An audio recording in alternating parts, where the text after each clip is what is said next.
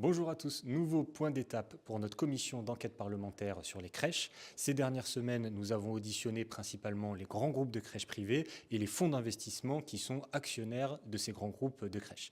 Alors quelles leçons en retenir? D'abord en ce qui concerne les grands groupes de crèches privées, on voit à quel point ce sont des grands groupes qui sont opaques. Et y compris pendant les auditions, il a fallu leur tirer les verres du nez, si vous me permettez l'expression, parce qu'ils n'assument pas leur organisation, leur fonctionnement et leur recherche de rentabilité. Je vais vous donner des exemples très concrets.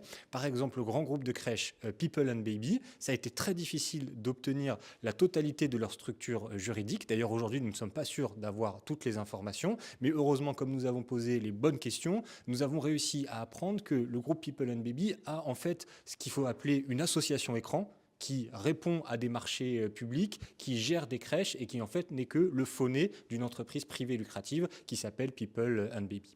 Je vais vous donner un deuxième exemple.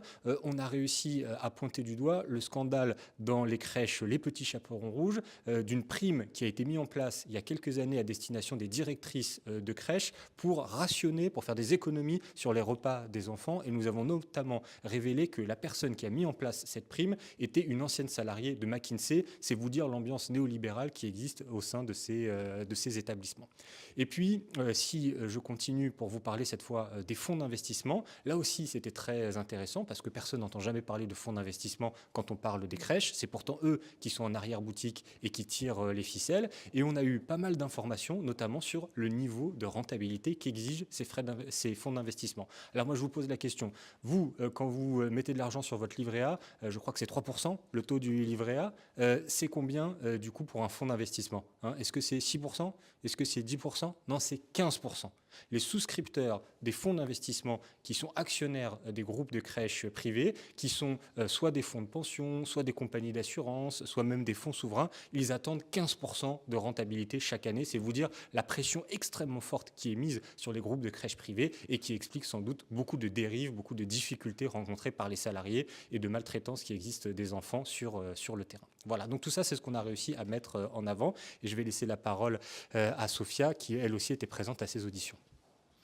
Oui, en effet, ce qu'on a constaté, c'est qu'en fait, il y a un système qui existe, qui a été mis en place grâce à la loi, grâce à des décrets, à des lois qui ont été décidées, par, les gouvernements depuis une vingtaine d'années et que ce système, en réalité, permet à des, opportunistes, en réalité, qui profitent d'effets d'aubaine, d'en tirer le maximum. En fait, ils optimisent le système public pour faire de l'argent, et des bénéfices privés. Alors c'est quoi ce système? C'est un système qui permet finalement de financer à des niveaux très, très importants. Ça peut aller jusqu'à 75 d'argent public, donc c'est pas rien, voire plus, quand on compte en plus les déductions fiscales liées aux familles. Donc on serait pas étonné d'arriver à des taux de 90 95 d'argent public qui permet à ce système finalement de profiter à quelques-uns, à une minorité. Alors vous me direz, ils rendent un service au public. En tout cas, eux, c'est leur argument. C'est nous rendons un service au public. Grâce à nous, des places de crèche ont été créées.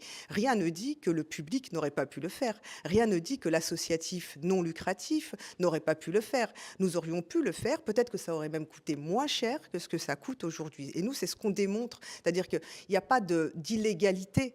Il y a des effets d'aubaine, il y a de l'optimisation du système, mais ce qui pose véritablement problème, c'est que le système légal qui leur permet de faire ça, il a été mis en place avec eux.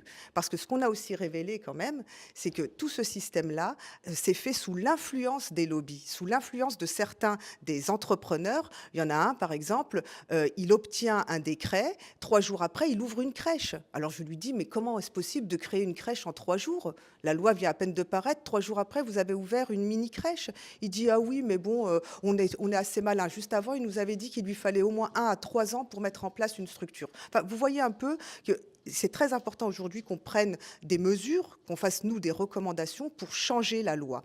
L'autre point, je crois, sur lequel on voudrait attirer votre attention, c'est le changement de ton de cette commission d'enquête. Parce que lorsque nous sommes arrivés, William, moi et nos 2 autres collègues insoumises, nous avons constaté qu'une certaine fraîcheur, on va dire, de la part du président de la commission et de la rapporteure, lui et LR, elle et Renaissance, qui y allait à reculons, on va dire. Depuis, le ton a considérablement changé. Moi, je crois que c'est un peu sous notre influence, sous la pression qu'on met dans nos questions et dans nos interventions. Et aujourd'hui, on peut dire qu'on a un président qui joue le jeu, une rapporteure qui pose des questions, qui va jusqu'au bout et qui nous permet comme ça de faire un travail quasi complet. On a encore des difficultés à accéder à des documents, encore des difficultés à les obtenir de la part des personnes qui sont auditionnées, qui parfois n'ont pas conscience que être auditionné par une commission d'enquête, c'est pas un service que vous rendez, c'est une obligation légale et il a fallu le rappeler une ou deux fois à certains d'entre eux.